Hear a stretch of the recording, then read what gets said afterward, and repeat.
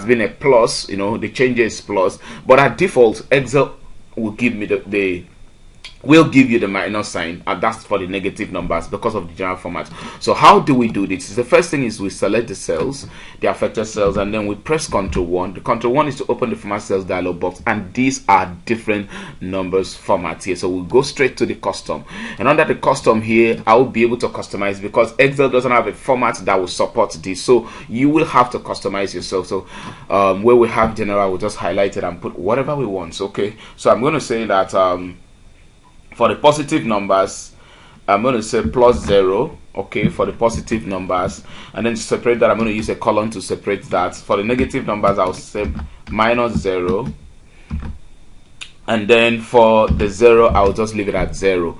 Okay, you see what I have here, and I click OK, and that's what you see now. We now have the plus, and the minus sign, and that's beautiful. We just have that.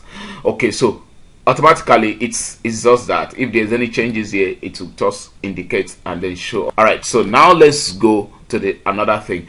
Well, typing phone number